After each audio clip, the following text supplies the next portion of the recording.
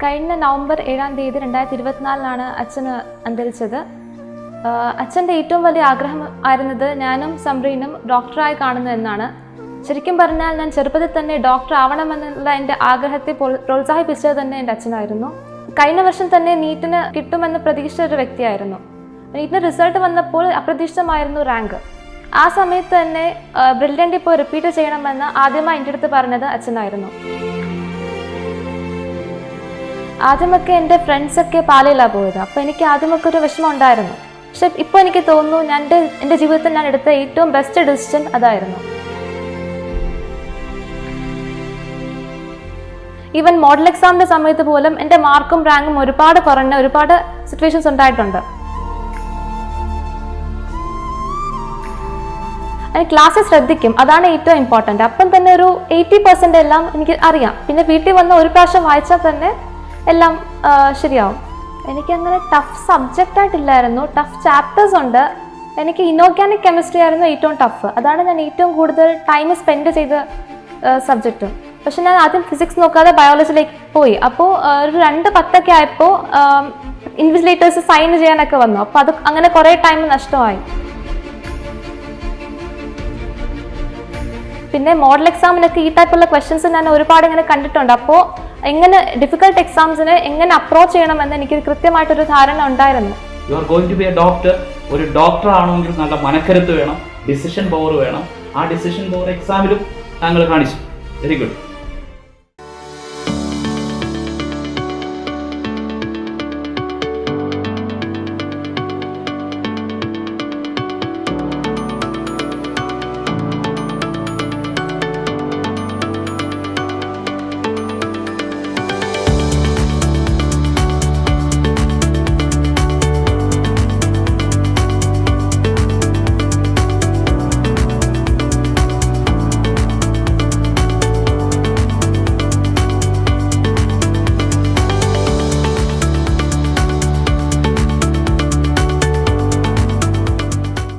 നമസ്കാരം, ഞാൻ Dani, brilliant പാലായിൽ നിന്നും.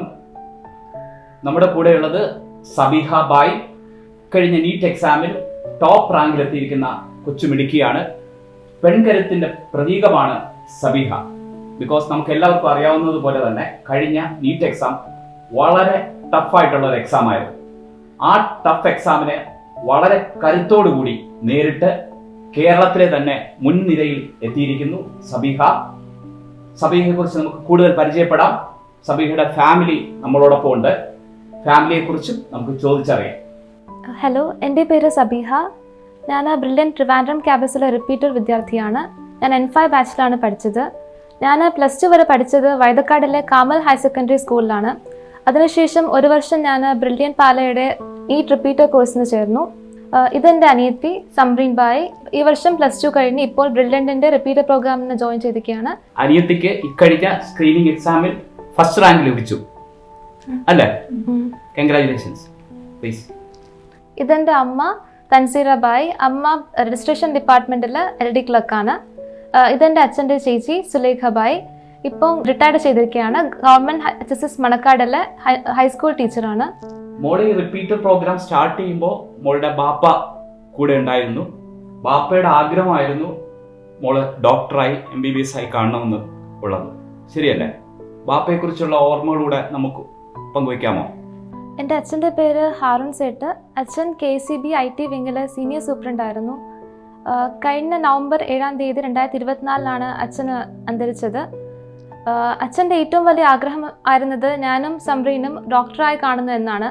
ശരിക്കും പറഞ്ഞാൽ ഞാൻ ചെറുപ്പത്തിൽ തന്നെ ഡോക്ടർ ആവണമെന്നുള്ള എൻ്റെ ആഗ്രഹത്തെ പ്രോത്സാഹിപ്പിച്ചത് തന്നെ എൻ്റെ അച്ഛനായിരുന്നു. ഞാൻ കഴിഞ്ഞ വർഷം തന്നെ നീറ്റിന് കിട്ടുമെന്ന് പ്രതീക്ഷിച്ച ഒരു വ്യക്തിയായിരുന്നു. നീറ്റിന് റിസൾട്ട് വന്നപ്പോൾ അപ്രതീക്ഷിതമായിരുന്നു റാങ്ക്. ആ സമയത്ത് തന്നെ ബ്രില്യൻ്റ് ഇപ്പോൾ റിപ്പീറ്റ് ചെയ്യണമെന്ന് ആദ്യമായി എൻ്റെ അടുത്ത് പറഞ്ഞത് അച്ഛനായിരുന്നു. ജൂൺ 4 റിസൾട്ട് വന്നു.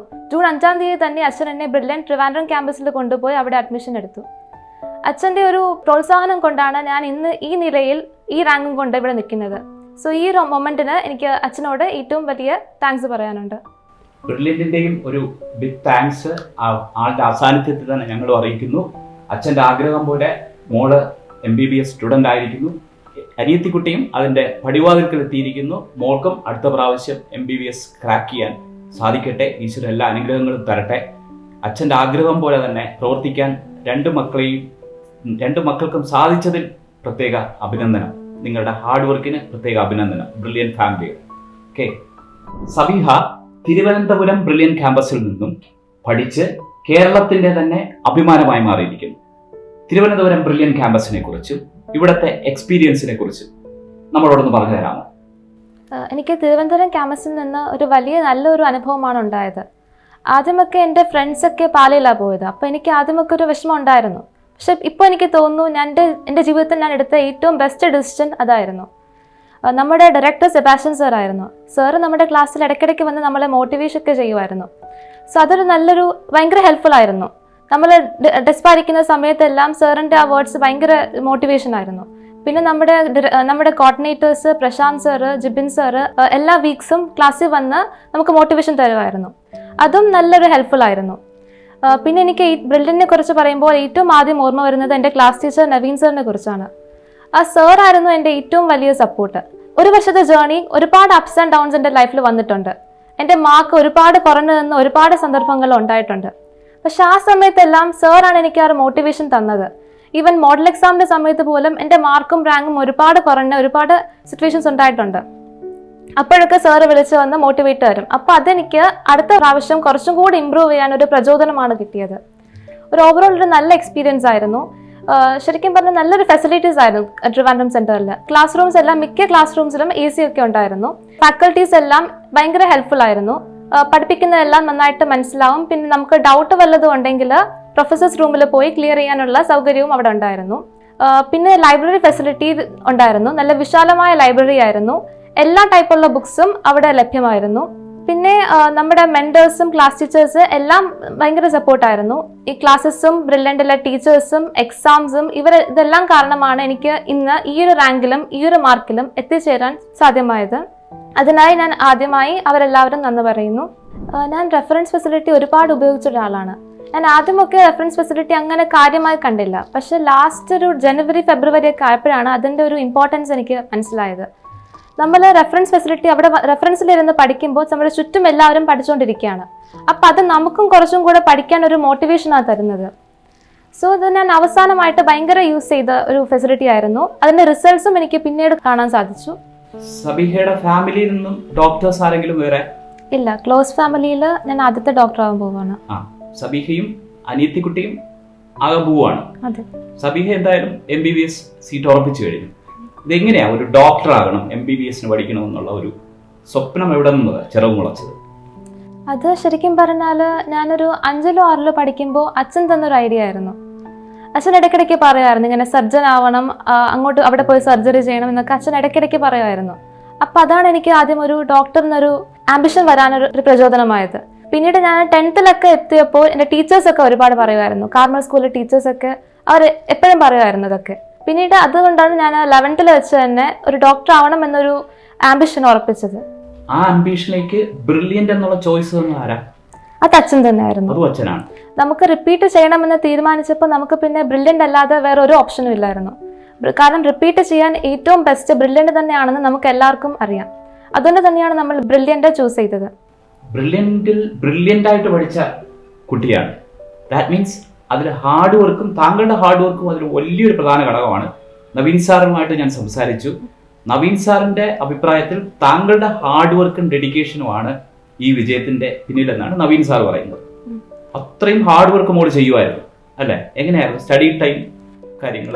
എനിക്ക് അങ്ങനെ ഫിക്സഡ് ആയിട്ടുള്ള ഷെഡ്യൂൾ ഇല്ലായിരുന്നു. ശരിക്കും പറഞ്ഞാൽ ഞാൻ ഫ്രീ ആകുമ്പോഴെല്ലാം പഠിക്കും, പിന്നെ ക്ലാസ്സിലിരുന്ന് പഠിക്കും, ക്ലാസ്സിൽ ശ്രദ്ധിക്കും. അതാണ് ഏറ്റവും ഇമ്പോർട്ടൻറ്റ്. അപ്പം തന്നെ ഒരു 80% എല്ലാം എനിക്ക് അറിയാം. പിന്നെ വീട്ടിൽ വന്ന് ഒരു പ്രാവശ്യം വായിച്ചാൽ തന്നെ എല്ലാം ശരിയാവും.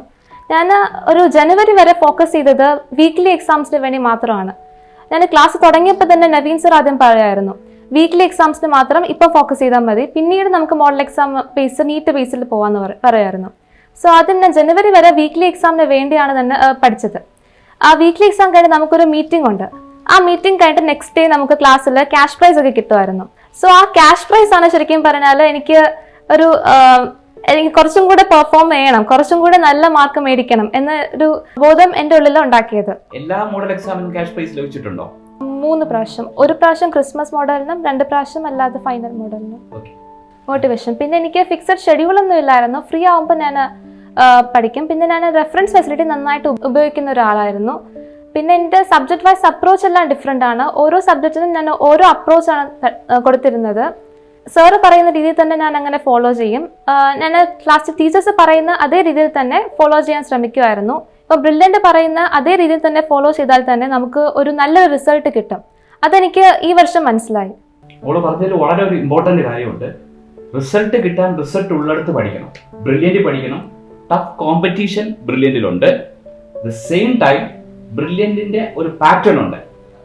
യൂണിറ്റ് എക്സാം, മോഡൽ എക്സാം, ആ ഒരു സിസ്റ്റം കറക്റ്റായിട്ട് ഫോളോ ചെയ്യുകയും ഡെഡിക്കേഷനോട് ഹാർഡ് വർക്കോടുകൂടി പഠിക്കുകയും ചെയ്താൽ ഡെഫിനറ്റ്ലി സീറ്റ് ഉറപ്പിക്കാം. ഡെഫിനറ്റ്ലി നിങ്ങൾക്ക് ആർക്ക് വേണമെങ്കിലും നിങ്ങൾക്ക് മെഡിസിൻ സീറ്റ് ഉറപ്പിക്കാം, MBBS ഉറപ്പിക്കാം.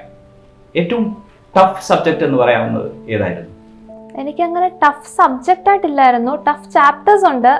എനിക്ക് ഇനോർഗാനിക് കെമിസ്ട്രി ആയിരുന്നു ഏറ്റവും ടഫ്. അതാണ് ഞാൻ ഏറ്റവും കൂടുതൽ ടൈം സ്പെൻഡ് ചെയ്ത സബ്ജക്റ്റും ബൈ ഹാർട്ട് ചെയ്യാൻ ഇനോർഗാനിക്. പിന്നെ എനിക്ക് ഫിസിക്സ് ഒക്കെ ഇഷ്ടമായിരുന്നു ചെയ്യാൻ. പഠിക്കാൻ എനിക്ക് ഏറ്റവും ഇഷ്ടം ഫിസിക്സ് ആയിരുന്നു. പക്ഷെ എൻ്റെ ഏറ്റവും സ്ട്രോങ് പോയിന്റ് ബയോളജി ആയിരുന്നു. ഡെഫിനറ്റ്ലി അത് തന്നെ ആയിരിക്കണം. കാരണം പകുതിയും ബയോളജി ആണല്ലോ. 360 മാർക്സിനും ബയോളജി ആണല്ലോ ഔട്ട് ഓഫ് 720. ഫിസിക്സ് പ്രോബ്ലംസ് ചെയ്യുമായിരുന്നോ? പ്രോബ്ലംസ് ചെയ്യായിരുന്നു. ഞാൻ എൻ്റെ മെത്തേഡ് എന്ന് വെച്ചാൽ ഫിസിക്സിൽ ഞാൻ ആദ്യം ക്ലാസ് നന്നായിട്ട് ശ്രദ്ധിക്കും. എന്നിട്ട് ഡൗട്ട് ഉള്ളത് നമ്മുടെ ലേണിംഗ് ആപ്പിൽ തന്നെ വീഡിയോസ് ഉണ്ട്. ആ വീഡിയോസ് ഒക്കെ നോക്കി ഡൗട്ട് ഉള്ള പോർഷൻസ് എല്ലാം ഞാൻ നോക്കും. എന്നിട്ട് ഞാൻ വീട്ടിൽ വന്നിട്ട് ആ പോർഷൻസ് ഒരു പ്രാവശ്യം കൂടെ വായിച്ചിട്ട് എന്നിട്ട് വീക്ക്ലി എക്സാമിന്റെ ടൈം ആകുമ്പോൾ ഞാൻ പ്രോബ്ലംസ് പ്രാക്ടീസ് ചെയ്യും. ഇപ്പോൾ ബ്രില്യൻ്റ് മെറ്റീരിയൽസ് തന്നെ ഒരുപാടുണ്ട്. അത് തന്നെ പ്രാക്ടീസ് ചെയ്ത് നമുക്ക് ഒരു നല്ലൊരു സ്കോർ ഉറപ്പിക്കാം. ഇപ്പൊ നമുക്ക് മൺഡേ വീക്ക്ലി എക്സാംസ് ഉണ്ട്. സോ നമുക്ക് സാറ് പറഞ്ഞെന്ന് വെച്ചാൽ മൺഡേ ഒരു ഫസ്റ്റ് ഇന്റർവെല്ലിന് തന്നെ നമ്മൾ വർക്ക് ബുക്ക് എഴുതിയത് സബ്മിറ്റ് ചെയ്യണം. എന്നിട്ടാണ് നമ്മൾ എക്സാം അറ്റൻഡ് ചെയ്യുന്നത്. സോ ആ വർക്ക് ബുക്ക് ചെയ്യുമ്പോൾ തന്നെ അതിൽ എല്ലാ ലെവലിലുള്ള ക്വസ്റ്റ്യൻസ് ഉണ്ടായിരിക്കും. ഈസി മുതൽ ഭയങ്കര ഡിഫിക്കൽട്ട് ആയിട്ടുള്ള ക്വസ്റ്റ്യൻസ് വരെ ആ വർക്ക് ബുക്കിലുണ്ട്. സോ അതെനിക്ക് ഫൈനൽ നീറ്റ് വന്നപ്പോഴും അത് നല്ലൊരു പ്രയോജനമായിരുന്നു. കാരണം ഏറ്റവും നമ്മൾ ആരും പ്രതീക്ഷിക്കാത്ത ഏറ്റവും നല്ല ടഫസ്റ്റ് ആയിട്ടുള്ള എക്സാം ആണ് നമ്മുടെ നീറ്റ് 2025. ആ സമയത്ത് എനിക്ക് സഹായിച്ചത് ബ്രില്യന്റിന്റെ വർക്ക് ബുക്കിലെ ക്വസ്റ്റ്യൻസ് എല്ലാമാണ്. എക്സാമിന്റെ ടഫ്നെസ് പറഞ്ഞപ്പോൾ അതിനോട് ചേർത്ത് ഒരു കാര്യം ചോദിക്കട്ടെ. ഫിസിക്സ് എന്ന് പറയുന്ന സബ്ജക്റ്റിൽ നിന്ന് തന്നെ 9 മുതൽ 15 വരെ ക്വസ്റ്റ്യൻസ് ടോപ്പേഴ്സ് തന്നെ സ്കിപ്പ് ചെയ്തിട്ടുണ്ട്. എനിക്കറിയാവുന്ന ഞാൻ ഇടപെടുന്ന കുറെ ടോപ്പേഴ്സ് സ്റ്റുഡൻസ് ഉണ്ട്. 9 ക്വസ്റ്റ്യൻ, 10 ക്വസ്റ്റ്യൻ, 11 ക്വസ്റ്റ്യൻ ഫിസിക്സിൽ നിന്ന് സ്കിപ്പ് ചെയ്തു. മോക്ക് എത്ര എണ്ണം സ്കിപ്പ് ചെയ്തു? അതിനെങ്ങനെ ധൈര്യം വന്നു? ഞാൻ ആദ്യം ഫിസിക്സ് നോക്കിയില്ല. അത് ഞാൻ എപ്പോഴും തുടങ്ങുന്ന പോലെ ബയോളജിയാണ് തുടങ്ങിയത്. ശരിക്കും അത് നല്ലൊരു ഡിസിഷൻ ആയിരുന്നു. കാരണം ഞാൻ മോഡൽ എക്സാമിനൊക്കെ ആദ്യം ഫിസിക്സ് കുറച്ച് ചെയ്താണ് പിന്നെ ബയോളജി പോകുന്നത്. പക്ഷേ ഈസി അല്ലായിരുന്നു, ടൈം കൺസ്യൂമിങ് ആയിരുന്നു. പക്ഷെ ഞാൻ ആദ്യം ഫിസിക്സ് നോക്കാതെ ബയോളജിയിലേക്ക് പോയി. അപ്പോൾ ഒരു 2:10 ആയപ്പോൾ ഇൻവിജിലേറ്റേഴ്സ് സൈൻ ചെയ്യാനൊക്കെ വന്നു. അപ്പോൾ അത് അങ്ങനെ കുറേ ടൈം നഷ്ടമായി. പിന്നെ ഞാൻ എപ്പോഴും ഒരു അരമണിക്കൂറിൽ തീർക്കുന്ന ബയോളജിയാണ്. പക്ഷെ അത് ഇപ്രാവശ്യം ഒരു 50 മിനിറ്റ് 55 മിനിറ്റ് ഒക്കെ എടുത്തു. അപ്പോൾ നല്ലൊരു ടെൻഷൻ ആയിരുന്നു. എന്നിട്ട് ഫിസിക്സ് എടുത്തപ്പോൾ എനിക്ക് ആദ്യം ചെയ്ത ക്വസ്റ്റ്യൻസ് ഒന്നും എനിക്ക് കിട്ടിയില്ല. അപ്പോൾ ഒരു നല്ലൊരു പേടി ഉണ്ടായി. പിന്നെ മോഡൽ എക്സാമിനൊക്കെ ഈ ടൈപ്പുള്ള ക്വസ്റ്റ്യൻസ് ഞാൻ ഒരുപാട് ഇങ്ങനെ കണ്ടിട്ടുണ്ട്. അപ്പോൾ എങ്ങനെ ഡിഫിക്കൽട്ട് എക്സാംസിന് എങ്ങനെ അപ്രോച്ച് ചെയ്യണമെന്ന് എനിക്ക് കൃത്യമായിട്ടൊരു ധാരണ ഉണ്ടായിരുന്നു. ഇത് മോഡൽ എക്സാംസിലൂടെ ഡിഫിക്കൽട്ട് ആയിട്ടുള്ള എക്സാംസ് മുതൽ ഈസി ആയിട്ടുള്ള എക്സാം വരെ മോഡൽ എക്സാമിനുണ്ട്. അപ്പോൾ എനിക്ക് ആ എക്സാമിന് എങ്ങനെ അപ്രോച്ച് ചെയ്യണമെന്ന് എനിക്ക് മനസ്സിലായി. അപ്പോൾ ഞാൻ ഡിഫിക്കൽട്ട് ഉള്ള ക്വസ്റ്റ്യൻസ് സ്കിപ്പ് ചെയ്യാൻ തുടങ്ങി, സ്റ്റക്കായിരിക്കാതെ. സോ അതായിരുന്നു എൻ്റെ ഒരു ഇത്രയും നല്ല സ്കോറും നേടാൻ സാധിച്ചൊരു ഘടകം. Very good. നമുക്ക് ക്വസ്റ്റ്യൻ ടഫ് ആണെന്നുണ്ടെങ്കിൽ എല്ലാവർക്കും ടഫാണ്, എല്ലാവർക്കും ആൻസർ ചെയ്യാൻ പറ്റത്തില്ല. അത് സ്കിപ്പ് ചെയ്യാനുള്ള ബോൾഡ്നെസ് കാണിക്കുക എന്നുള്ളത് കൂടെ ഒരു വിഷയമാണ്. You are going to be a doctor. ഒരു ഡോക്ടർ ആണെങ്കിൽ നല്ല മനക്കരുത്ത് വേണം, ഡിസിഷൻ പവർ വേണം. ആ ഡിസിഷൻ പവർ എക്സാമിലും താങ്കൾ കാണിച്ചു. Very good. ഈ വലിയ വിജയമാണ് മോൾ നേടിയിരിക്കുന്നത്. ഈ വിജയത്തിൽ ആരോടൊക്കെയാണ് കടപ്പാടുള്ളത്? ആരോടൊക്കെയാണ് മോക്ക് നന്ദി പറയാനുള്ളത്? ഈ ഒരു വിജയത്തിൽ ഞാൻ ഒരുപാട് പേരോട് ഒരുപാട് കടപ്പെട്ടിട്ടുണ്ട്. ആദ്യമായി എനിക്ക് പറയാനുള്ളത് എൻ്റെ അച്ഛൻ ഹാറൂൺ സേട്ട്. അച്ഛൻ്റെ ഒരു സപ്പോർട്ട് ഇല്ലാതെ എനിക്ക് ഒരിക്കലും ഈ ഒരു വിജയം കൈവരിക്കാൻ പറ്റില്ല. പിന്നെ രണ്ടാമത് എനിക്ക് പറയാനുള്ളത് എൻ്റെ പാരൻസ്, എൻ്റെ അനിയത്തി, ഇവരെല്ലാം എന്നെ ഒരുപാട് മോട്ടിവേറ്റ് ചെയ്തിട്ടുണ്ട്. പിന്നെ എനിക്ക് പറയാനുള്ളത് എൻ്റെ ക്ലാസ് ടീച്ചർ നവീൻ സാറിൻ്റെ സപ്പോർട്ട് ഇല്ലാതെ എനിക്ക് ഇത്രയും നല്ലൊരു റാങ്ക് കിട്ടാൻ ഒരിക്കലും സാധിക്കില്ല. പിന്നെ നമ്മുടെ ബ്രില്യൻ സെൻറ്ററിലെ coordinators Prashanth sir, Jibin sir ഇവരൊക്കെ ഒരുപാട് സപ്പോർട്ട് ചെയ്തു. പിന്നെ സെബാസ്റ്റ്യൻ സാറിൻ്റെ മോട്ടിവേഷനൊക്കെ എനിക്ക് ഒരുപാട് ഹെൽപ്ഫുൾ ആയിരുന്നു. പിന്നീട് എൻ്റെ ക്ലാസ്മേറ്റ്സ് ഒക്കെ ഭയങ്കര സപ്പോർട്ടീവ് ആയിരുന്നു. ആ ടഫ് ഫേസിലെല്ലാം അവർ ഭയങ്കര സപ്പോർട്ടീവായിട്ടാണ് എനിക്ക് നിന്നത്. സോ അവരോടെല്ലാം ഞാൻ കടപ്പെട്ടിരിക്കുന്നു. പിന്നെ നമ്മുടെ സ്കൂളിലെ ടീച്ചേഴ്സ് എല്ലാം എപ്പോഴും നല്ല മോട്ടിവേഷനാണ് തന്നിരുന്നത്. ഞാൻ ആ സ്കൂളിൽ നിന്ന് ഇറങ്ങിയതിന് ശേഷവും എൻ്റെ സ്കൂളിലെ ടീച്ചേഴ്സ് എപ്പോഴും ഫോൺ വിളിച്ച് അങ്ങനെ സംസാരിക്കുകയായിരുന്നു. സോ അവരൊക്കെ നല്ലൊരു സപ്പോർട്ടാണ് നൽകിയത്. അതുകൊണ്ട് തന്നെയാണ് എനിക്ക് ഇത്രയും നല്ലൊരു വിജയം കൈവരിക്കാൻ പറ്റിയത്. അടുത്ത വർഷം നീറ്റ് എഴുതാൻ പോകുന്നവർക്ക് എന്താ അഡ്വൈസ് കൊടുക്കാനുള്ള? എനിക്ക് ആദ്യമായി പറയാനുള്ളത് സ്ട്രെസ് ഇല്ലാതിരിക്കുക. കാരണം നമുക്ക് എത്രത്തോളം ടെൻഷൻ വരുന്നു അത്രത്തോളം നമ്മുടെ പ്രോഗ്രസ്സിനെയും അത് അഫക്റ്റ് ചെയ്യും. പിന്നെ പ്രേയേഴ്സിൽ ബിലീവ് ചെയ്യുക. കാരണം ഒരു ദൈവത്തിൻ്റെ ഒരു സാന്നിധ്യമില്ലാതെ നമുക്ക് ഒരു വിജയം ഒരിക്കലും കൈവരിക്കാൻ പറ്റത്തില്ല. സോ എപ്പോഴും പ്രാർത്ഥിക്കുക. പിന്നെ സ്ലീപ്പിൽ ഒരിക്കലും കോംപ്രമൈസ് ചെയ്യരുത്. പിന്നെ എപ്പോഴും ഹാപ്പി ആയിട്ടിരിക്കുക. ബ്രില്യൻ്റെ സപ്പോർട്ട് നിങ്ങൾക്ക് എപ്പോഴും കാണുമായിരിക്കും. സബീഹയുടെ ഈ വിജയത്തിന്റെ പിന്നിലെ പ്രചോദനമായ ഹാരൂൺ സേട്ട് എന്ന സബീഹയുടെ അച്ഛൻ കഴിഞ്ഞ വർഷം നവംബർ 7 നമ്മൾ വിട്ട് പോവുകയാണ്. അപ്പോൾ എനിക്ക് സബീഹയുടെ കോർഡിനേറ്റേഴ്സുമായിട്ട് ഞാൻ സംസാരിച്ചു.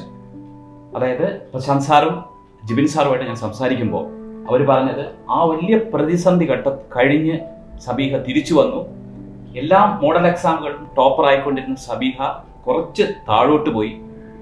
1 മാസം 1.5 മാസത്തിനുള്ളിൽ നടന്ന മോഡൽ എക്സാമുകളിൽ വീണ്ടും വളരെ ശക്തിയോടുകൂടി അച്ഛൻ്റെ ആഗ്രഹം തീർച്ചയായിട്ടും സാധിക്കുമെന്ന ശക്തിയോടുകൂടി മോൾ പഠിച്ചു തിരിച്ചു വന്നു. ആ ഒരു തിരിച്ചുവരവും ആ ഒരു കരുത്തും സബീഹയുടെ ഫുൾ ലൈഫിൽ ഉണ്ടാകട്ടെ. എന്ത് പ്രതിസന്ധി വന്നാലും അച്ഛൻ്റെ ആഗ്രഹപ്രകാരം ഞാനൊരു ഡോക്ടറാകുന്നു. ഇനിയും ഒരുപാട് ജീവിത വിജയങ്ങൾ താങ്കളെ കാത്തിരിക്കുന്നു.